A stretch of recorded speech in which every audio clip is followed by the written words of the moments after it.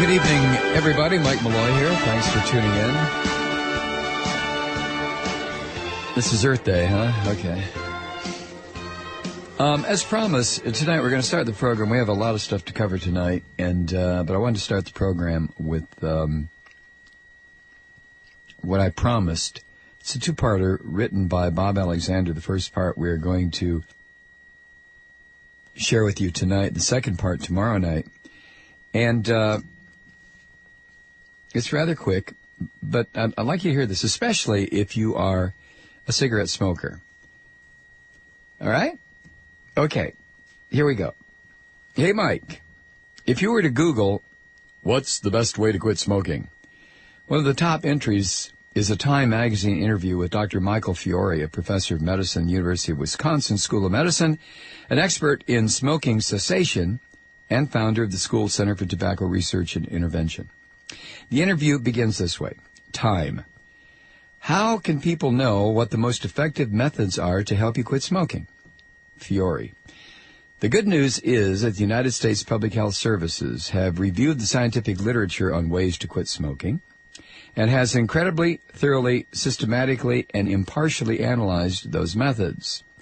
They actually reviewed more than 8,000 scientific articles, and they pulled them together to give what are called meta-analytical results.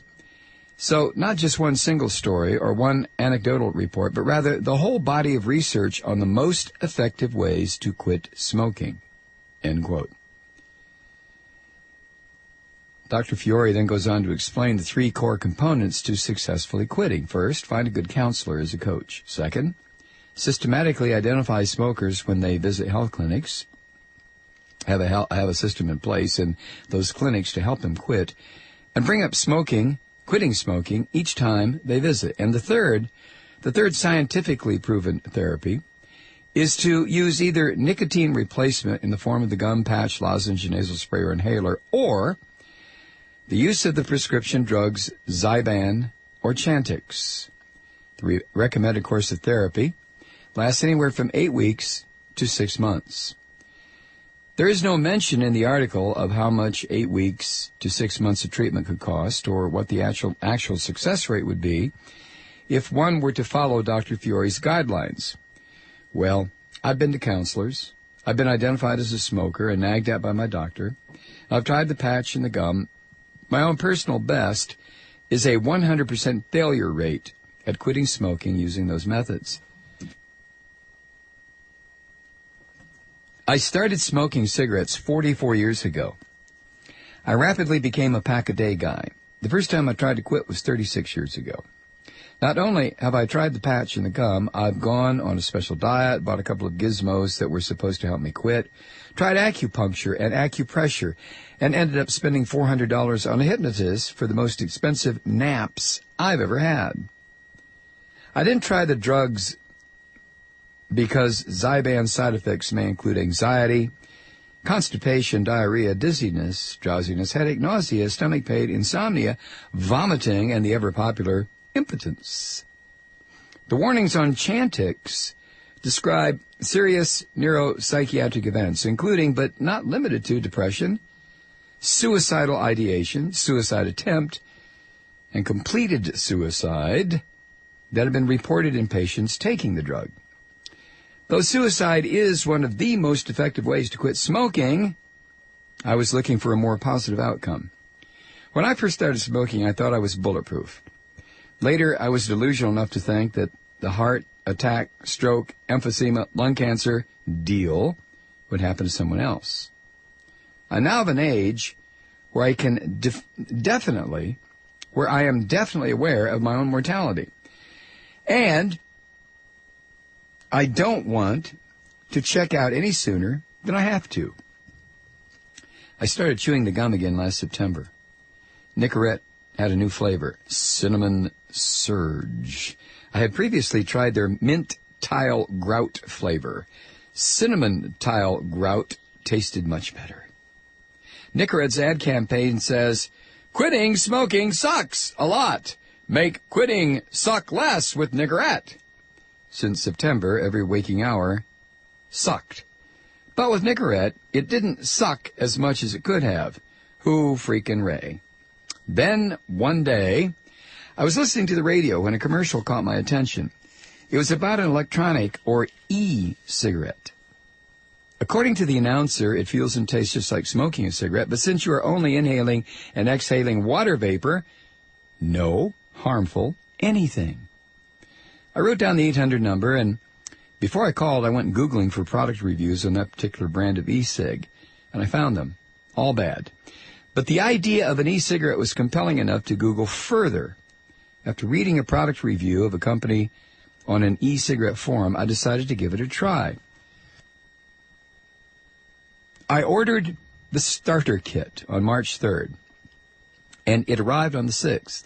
I put the e-cig together, took a drag, exhaled, took another, exhaled, and immediately knew that this was not going to be a replay of the patch or the gum. This was different. It felt like smoking, tasted better than smoking, but without tobacco or combustion products, thereby eliminating virtually all of the health hazards associated with smoking. And no secondhand smoke worries because there's no smoke to begin with. An e-cigarette, slightly longer than a regular cigarette, consists of a cartridge containing a heating element and nicotine liquid attached to a battery. The e-liquid comes in a variety of nicotine strengths and flavors. I prefer the tobacco flavors, while my sister likes the cappuccino. When you take a drag, you inhale the vapor created when the element heats the liquid. What you exhale looks like smoke, but it's just water vapor. It's been over 6 weeks now, and I haven't wanted or smoked a cigarette. My lungs are healing, and I've saved over $300 by not buying and smoking 1,000 cigarettes. The price of the starter kit is $45.90. My new habit costs about $25 a month. You don't need a calculator to do that kind of math. After a few days of vaping instead of smoking, it was time to get evangelical and call everybody I knew who smoked and tell them about my e-cig experience. They all ordered one, and everybody quit smoking the day their kit arrived in the mail. I'm talking about people who've smoked anywhere from 30 to 55 years and quitting effortlessly. It's one of the most amazing things I've ever witnessed. As far as I'm concerned, the greatest invention in the history of mankind are fire, the wheel, disposable diapers, and e-cigarettes. After the initial giddiness of quitting smoking without going insane died down somewhat, I looked further into the big question on everyone's mind, which is, how safe are these things? I first talked to Dr. Vapor, as he is known on YouTube and the e-cig forums. He uses e-cigs and has prescribed them for his patients. According to the studies he's researched, using e-cigs for 40 years is less harmful to the body than smoking for 30 days. Professor Carl Phillips, the University of Alberta School of Public Health, where much of his research focuses on tobacco harm reduction, said in an interview, the health benefits of switching from smoking tobacco cigarettes are almost exactly the same as the health benefits of quitting. And this applies to electronic cigarettes, smokeless tobacco, and pharmaceutical nicotine. If a smoker can manage to switch from smoking to one of those other products, the benefits are approximately the same as quitting. They lower their cancer risk, they lower their cardiovascular disease risk, they get rid of acute symptoms of lung and airway problems, a risk that comes from smoking for pulmonary diseases, and so forth. Switching is so close, as good as quitting, that from a health point of view, there is no point in worrying about the difference. More in a moment. And if you smoke yourself to death, tell St. Peter the Golden Gate, you hates to make him wait. You've got to have another cigarette. Chuck Thompson. Doing talk radio right. From the left. It's more Mike Malloy. 21 past the hour. We're just about finished with this first part of an essay that Bob Alexander wrote. It's a two-parter, first half tonight, second half tomorrow night, about this e-cigarette product that he found. Bob Alexander's been a smoker, as you probably heard if you're listening, for 44 years, and he has stopped. Back to the essay. We all know the statistics. Cigarette smoking is the most preventable cause of illness and death in the United States. Every 8 seconds, someone dies from smoking. Quitting is hard, and 75% of those who quit relapse. The success rate for quitting using the patch or the gum is around 7%. E-cigarettes are a safe and effective way to effortlessly switch from smoking. I personally experienced it. All my smoking friends have quit. And you can read scores of testimonials from ex-smokers on the e-cig forums. Now, who in the world would be against e-cigs? Oh, the usual suspects, big tobacco and big pharma. That makes sense. I'm certainly not going to be buying packs of Marlboros or boxes of gum or patches anymore. But the American Lung Association, anti-smoking groups, some state governments, and the U.S. Food and Drug Administration all want to ban e-cigarettes. What do all these groups have in common? Let's just say that they're not really concerned about your health. And like everything else, it all has to do with money. And I'll get into that next time. Regards, Bob. Now, if you are a smoker and you were listening to this, tomorrow, part 2 is the kicker, so to speak. And if you want to jump ahead, jump out of line and push to the head of the line, you can go to his website, superbeans.com/quitting. superbeans.com/quitting. As you know, he's in the coffee business. superbeans.com/quitting.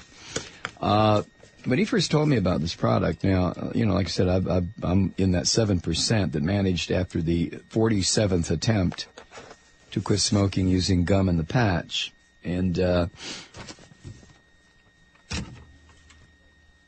it was what it was, the experience. But what Bob is talking about is something that I think, just for the sheer hell of it, every single cigarette smoker, unless you really enjoy smoking and enjoy shortening your life. Now, if you like that, I know, not everybody, 90% of cigarette smokers do not get lung cancer. You're right, they don't.